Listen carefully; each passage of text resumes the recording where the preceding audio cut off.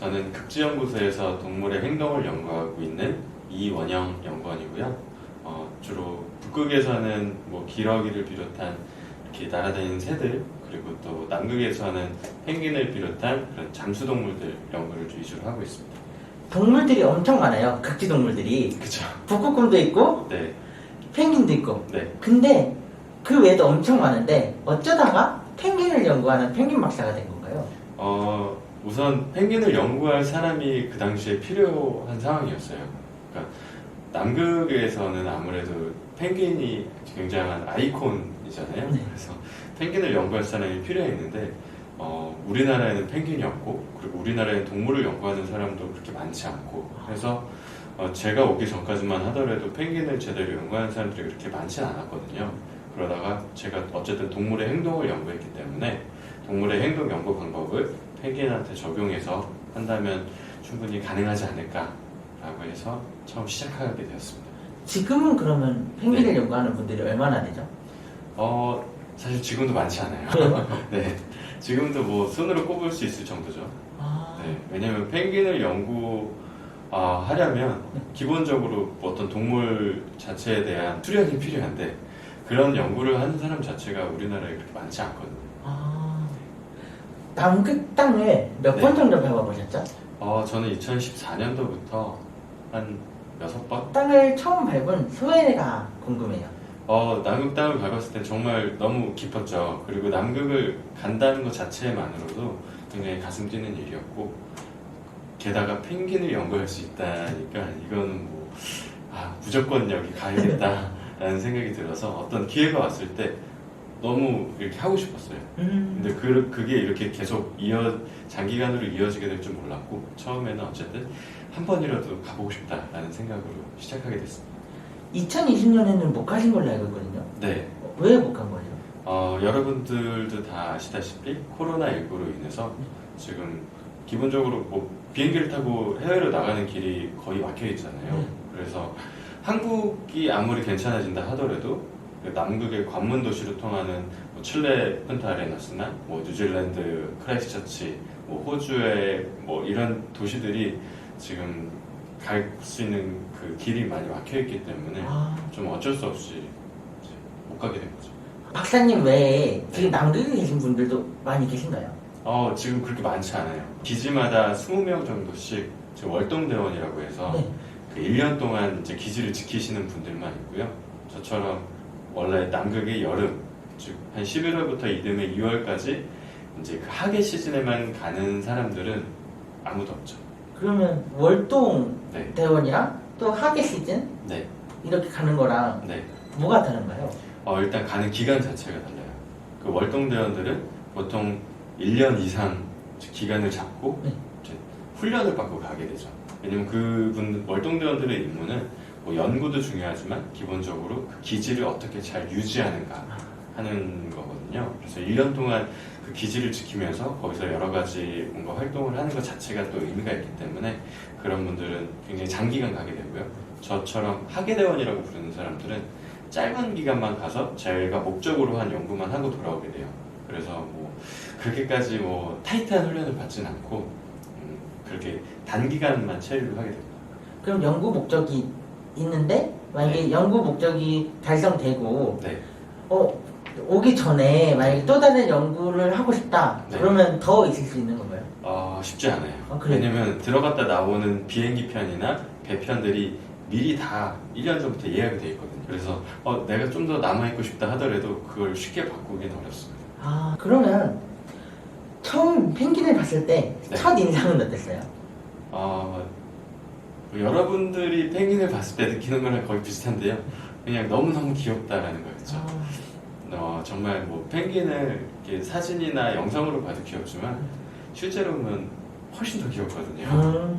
그래서 뭐 처음에는 그냥 귀엽다, 너무 예쁘다, 사랑스럽다 이런 생각만 가득했던 것 같아요. 자세하게 들여다보니까 펭귄은 그렇게 귀엽기만 한 동물은 아니더라고요. 그래요? 펭귄은 또 남극 생태계에서 나름 상위 포식자로서 좀 무시무시한 동물이고요. 하루에도 뭐 수백 마리의 크릴과 물고기를 잡아먹는 육식 동물입니다. 그리고 또 펭귄도 나름 이제 남극에서 오랫동안 살아온 남극 터줏대감이라고 할 수 있죠. 그렇기 때문에 모르겠어요. 제가 마냥 처음에 귀엽게만 생각했던 게 그냥 펭귄의 그냥 오동통한 외모 때문이 아니었을까 싶은데 사실은 그 통통한 외모도 남극의 물속 생활에 잘 적응하게끔 만들어진 그 결과물이거든요. 그래서 내가 펭귄을 많이 오해하고 있었구나, 그리고 되게 단편적으로 펭귄을 이해하고 있었구나 하는 생각이 들었습니다. 그러면 남극과 네. 북극을 갈 때마다 주로 어떤 것들을 연구하세요? 남극에서는 주로 그런 펭귄의 번식 생태, 그리고 펭귄이 어디에서 무엇을 먹는지 그런 채식 행동과 관련된 것들을 연구하고 있고요. 북극에서는 주로 그린란드 주변에 있는 새들을 연구하고 있는데요. 그린란드 근처에 있는 흰뺨 기러기라든지 그리고 분홍발 기러기 같은 그런 동물들이 어디서 어떻게 깃가리를 하고 뭘 먹는지, 그리고 그런 행동들을 위주로 연구하고 있습니다. 그럼 북극곰 같은 건 연구를 안 하세요? 북극곰 연구는 사실 쉽게 할 수 있는 게 아니라서 그래요? 네, 계속 기회를 엿보고는 있는데, 일단 북극에서는 북극곰을 만났다 하면은 정말 큰 위험에 처한 거거든요. 그래서 북극곰을 연구하기 위해서는 여러 가지 이제 안전 장치들도 필요하고, 또 북극곰을 따라다닐 수 있을 만한 또 추가적인 어떤 그런 게 필요해요. 헬리콥터를 타고 다니면서 북극곰을 찾아다닌다든지, 그리고 북극곰을 만나게 되면 사람은 정말 공격당할 수 있는 위험에 처하잖아요. 그렇기 때문에 여러 가지 마취총 같은 것도 필요하고요. 하지만 그런 연구는 쉽게 허가가 나지 않을 뿐더러 제가 한두 달 가서 머물면서 할 수 있는 간단한 연구는 아니라서 아직은 엄두를 내지 못하고 있습니다. 거의 북극곰을 연구하는 팀은 전 세계적으로도 굉장히 드물어요. 그래요? 네. 그리고 북극곰을 1년 내내 찾아다니면서 연구하는 팀은 드물고요. 흔적을 쫓아다니면서 연구하는 팀들이 많죠.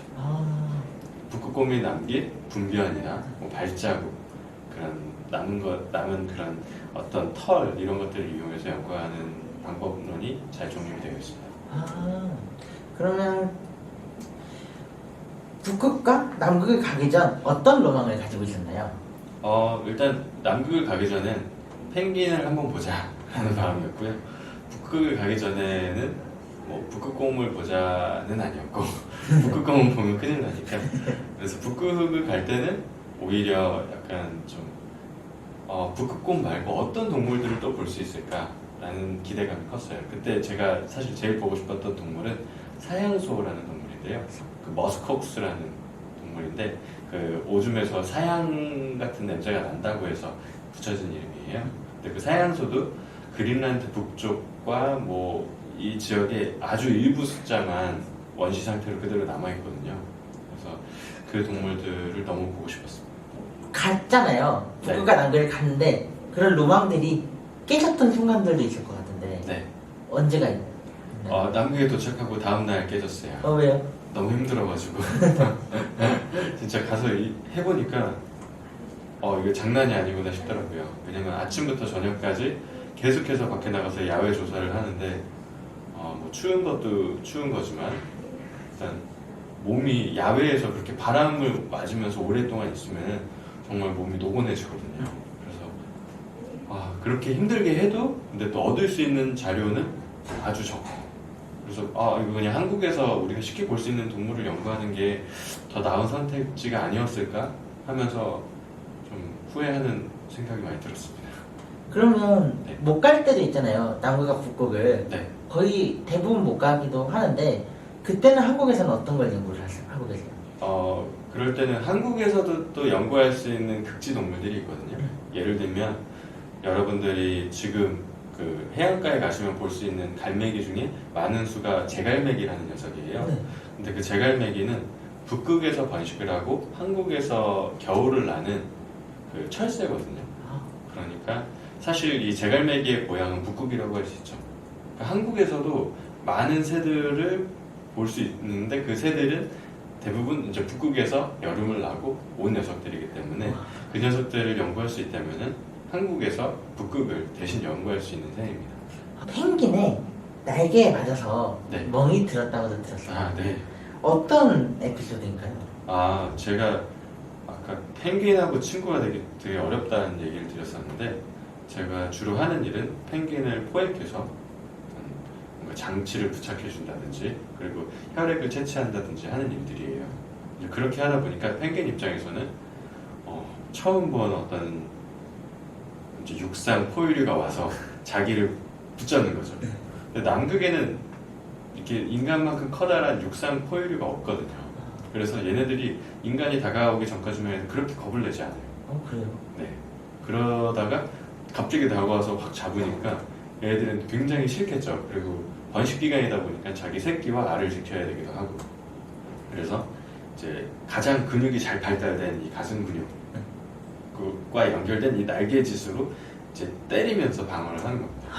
그래서 만약에 잘못 이렇게 제가 잘 핸들링을 못 한다면 이제 맞는 거죠. 이 날개짓에. 멍이 얼마나 크게 들었어요? 그때는 이렇게 샤워하면서 본 건데요. 이렇게 보라색으로 이렇게 팔뚝이 이렇게 변해 있더라고요. 그리고 엉덩이 부분에도 한 대 맞아서 와. 엉덩이도 이렇게 노랗게. 박사님이 본 펭귄이 하는 행동 중에서 네. 가장 똑똑하다고 생각이 들었던 건 뭐예요? 펭귄이 좀 사람을 알아보는 듯한 행동을 했을 때 가장 좀 놀라웠는데요. 그러니까 제가 반복적으로 가서 펭귄들을 아까 좀 많이 괴롭히고 스트레스를 준다 그랬잖아요. 그래서 어떤 펭귄은 저를 아주 멀리서 보고도 막 도망다니는 거예요. 그래서 사실 제가 어떤 장비를 부착을 해줬기 때문에 다시 수거를 해야 되는 상황이었는데 아주 멀리서 저를 알아보고 계속 도망을 다녀서 거의 한 달 가까이 그 녀석을 다시 보질 못했습니다. 그래서 너무 걱정도 되고 해서 제 동료 연구자한테 너는 펭귄 한 번도 안 봤으니까 한번 네가 대신 가봐 이렇게 해서 부탁을 했는데 그날 바로 가서 그 장비를 회수를 해왔어요.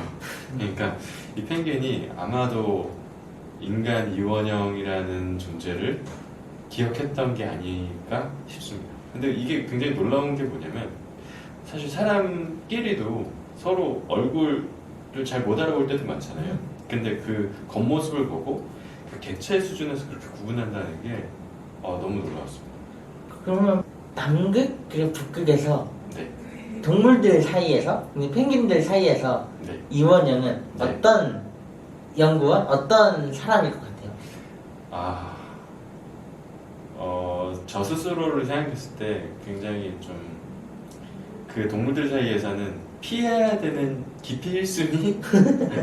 왜요? 그냥 그물을 든 침입자 정도가 아닐까 싶습니다. 뭐 제가 물론 펭귄 보호나 그런 걸 위해서 뭐 여러 가지로 생각을 하고 있지만 펭귄들은 잘 모르겠죠. 그리고 펭귄들이 봤을 때는 어쨌든 저는 가서 걔네들을 괴롭히는 입장이다 보니까 절대 좋아하진 않을 것 같아요. 제 나타나면 도망다녀 뭐 이런 소문이 퍼졌을 수도 있고요. 박사님도 네. 펭수를 통해서 많이 알려졌잖아요. 그런 것 같아요. 네.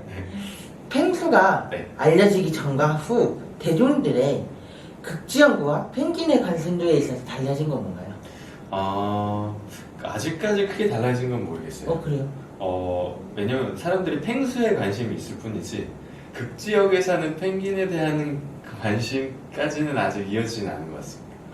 물론 뭐 저 같은 연구자들이 가끔씩 이렇게 뭐 인터뷰에 응하기도 하고 그리고 어떤 프로그램에서 섭외를 받기도 하지만 아직까지 정말 펭귄에 대한 연구가 좀 더 본격적으로 이루어진다든지 그리고 펭귄에 대한 사람들의 이해도가 조금 더 넓어진다든지 하는 일은 아직인 것 같아요. 아직 갈 길이 멀어 보입니다. 뭐 펭수가 하나의 그냥 캐릭터잖아요. 네. 그래서 그 캐릭터로서 사람들이 소비를 하는 거지. 이 펭수를 통해서 펭귄을 알고 싶다. 혹은 뭐 남극의 온난화를 어떻게 이걸 해결해야 될지 뭔가를 고민해야겠다라는 데까지는 아직 이어지진 않아요. 과학자로서 그리고 사람들이 펭귄을 위해 할 수 있는 역할은 뭘까요? 온난화가스 배출을 줄이는 일입니다. 일단 펭귄이 위기에 처한 가장 큰 원인은 온난화에 의한 이제 지구 온도 상승이거든요. 그렇게 돼서 이제 남극의 얼음이 녹게 되고 그리고 또 남극의 생태계가 빠르게 변화하면서 그 펭귄들이 먹이로 하는 크릴들도 점점 감소하게 되고요. 그리고 펭귄이 번식지가 점점 줄어들게 돼요. 이런 이런 펭귄의 위기를 어쨌든 해결하기 위해서는 당연히 이제 지구 온난화를 멈춰야 되는데, 지구 온난화를 멈출 수 있는 방법은 온난화가스를 줄이는 것밖에 없죠. 우리가 매일같이 내뿜고 있는 많은 이산화탄소를 줄이지 않는다면 펭귄의 위기는 더 가속화될 거라고 생각합니다. 우리가 오게 된 가장 큰 원인은 온난화겠죠. 그렇죠. 진짜 인간의 역할이 네. 생태계에 크게 네, 다른- 맞습니다. 그러면 왜 우리는 남극과 북극을 연구하는 걸까요? 글쎄요, 뭐 여러 가지 이유가 있겠죠. 뭐 북극 항로를 개척하기 위해서, 혹은 북극과 남극에 있을 많은 천연 자원을 개발하고 나중에 우선권을 뭔가 목소리 내기 위해서, 이런 정치적인 이유도 있겠지만, 제가 생각했을 때 그보다도 우리는 어쨌든 이 지구에 사는 일원으로서 우리 전 지구적인 생태계를 연구하고 싶어하는 기본적인 호기심이 있다고 생각하거든요.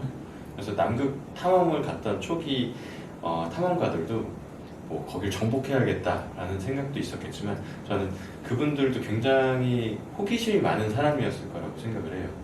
그래서 결국 인간의 호기심이 북극과 남극으로 그렇게 가게끔 하는 원동력이 아니었을까 싶고요. 그런 호기심이 아주 건강하게 잘 이어지는 바람에 남극에서는 현재 과학적인 목적으로만 우리가 사용을 하자라는 남극 조약이 맺어지게 되었죠. 그러면 요즘 박사님이 네. 가장 가지고 있는 남극, 북극에 대한 호기심은 뭐예요? 저는 기본적으로 동물을 연구하는 사람이다 보니까 남극과 북극에 있는 동물들이 어떻게 살아가는지, 그 행동 생태에 대해서 알고 싶어하는 마음이 가장 크고요. 그리고 또 더불어서 지금 현재 진행되고 있는 지구 온난화로 인해 이 동물들이 어떤 영향을 받고 있는지, 그것들을 과학적으로 연구하고자 하는 호기심을 가지고 있습니다. 연구를 하면서 빠지는 딜레마는 뭔가요? 연구를 하다 보면 어쩔 수 없이 그 안에 들어가서 개입을 하게 되잖아요. 그래서 그때 많은 딜레마를 느끼는 것 같아요. 내가 이 안에 이렇게 들어가 있어도 되나? 내가 이 생태계를 존중한다면 이 안에 들어오면 안 될 것 같은데 하는 생각을 많이 합니다. 뭐 예를 들면 펭귄을 연구하다 보면 펭귄이 도둑갈매기한테 잡아먹히는 장면들을 종종 볼 때가 있어요. 그럼 저는 어쨌든 펭귄 연구자다 보니까 펭귄 편이 되잖아요. 그래서 펭귄 새끼가 막 도둑갈매기한테 막 물어뜯기고 이런 장면들을 보면은 가서 막 구해주고 싶은데 구해주면 안 되는 거죠. 왜냐면 저는 남극에서 관찰자의 입장이고 철저히 제3자로서 객관적인 위치를 취해야 되기 때문에 그 안으로 들어가진 않습니다. 하지만 마음속으로 그럴 때 이제 여러 가지 딜레마를 느끼죠. 내가 단순히 좋아하는 동물이라고 해서 이렇게 구해주면 안 되는 거구나. 어쨌든 여기에 돌아가는 생태계의 순환 고리가 있으니까 이 생태계의 연결고리를 존중해야 된다라는 생각을 하면서 그 안에서 개입하지 않으려고 노력을 합니다. 특히 또 도둑갈매기 연구자들이 봤을 때는 속으로 굉장히 응원을 하고 있었을 거예요. 그 도둑갈매기 연구자분들도 우리나라에 있잖아요. 네. 서로 그런 얘기를 많이 하세요. 그럼요. 그런 얘기 합니다.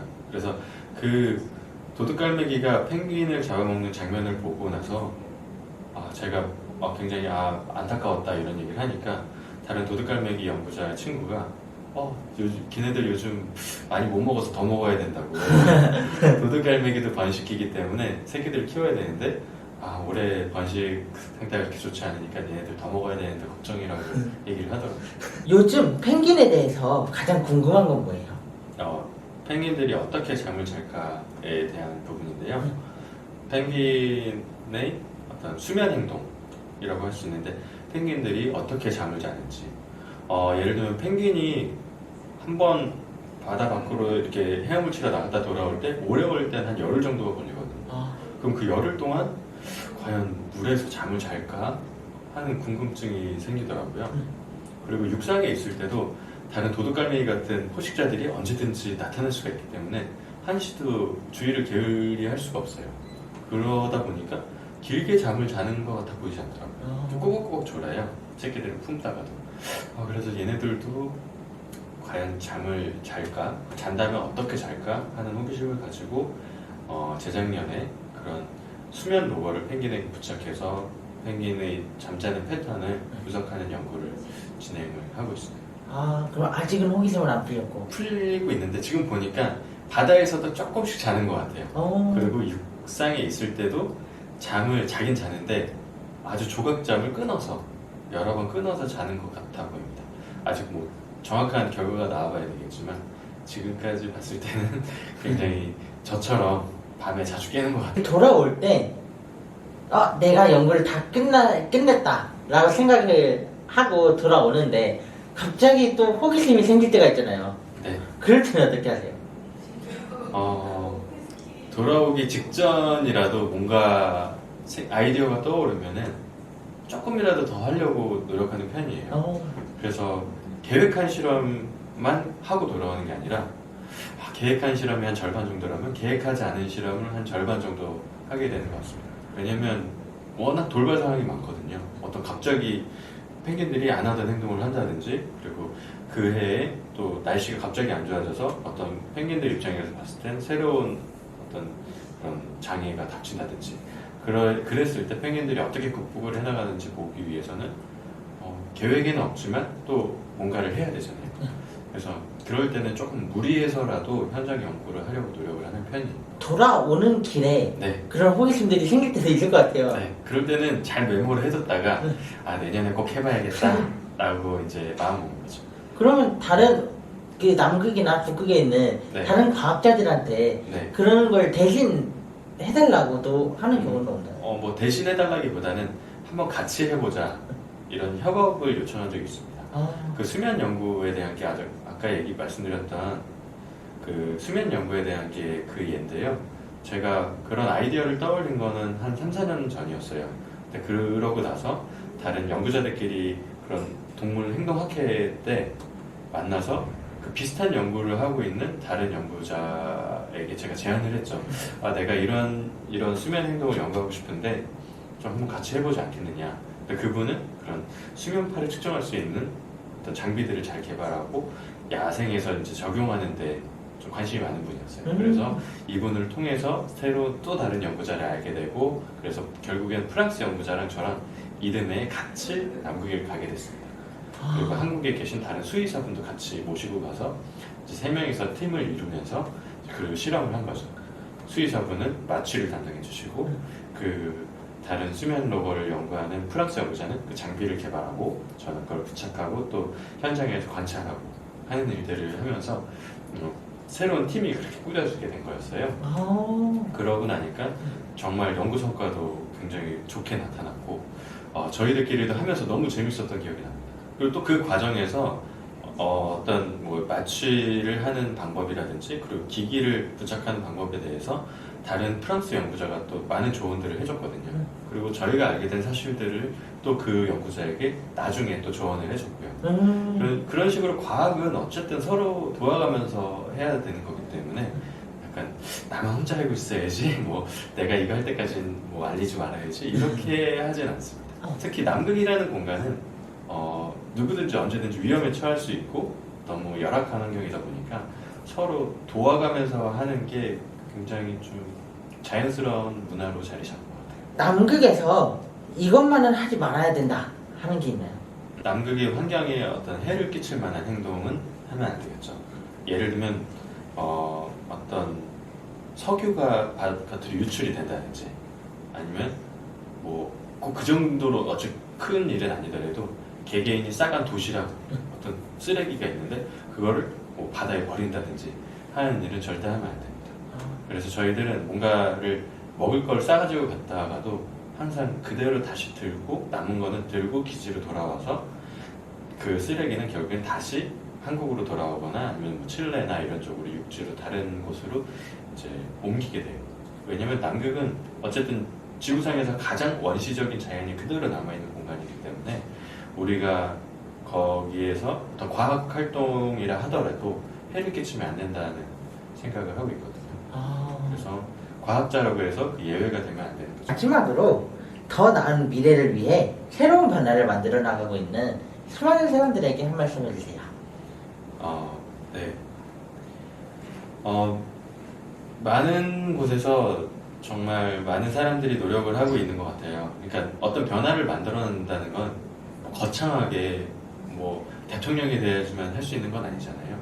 뭐 그레타 툰베리 같은 스웨덴의 학생도 자기의 목소리를 자기의 위치에서 열심히 내고 있고, 또 꼭 그레타 툰베리처럼 어떤 국제 회의에 가서 연설을 하지 않더라도 우리가 각 가정에서 각 회사에서 또 나름의 역할을 또 할 수 있다고 생각을 해요. 그래서 우리 모두가 다 그 변화를 만들어 나가는 그 개개인이라고 생각을 하고, 또 여러분들에게 좀 같이 동참을 하자고 얘기하고 싶은 거는, 우리가 더 나은 미래를 만들어 나가기 위해선 온난화를 멈추는 게 정말 시급하거든요. 이 기후위기를 멈추지 않으면 더 나은 미래는 오지 않을 것 같아요. 그렇기 때문에 우리가 정말 한 사람 한 사람이 다 힘을 합쳐서 이 온난화 가스를 줄이고 지금의 어떤 환경을 좀 더 나은 방향으로 만들기 위해서 같이 고민을 했으면 좋겠습니다.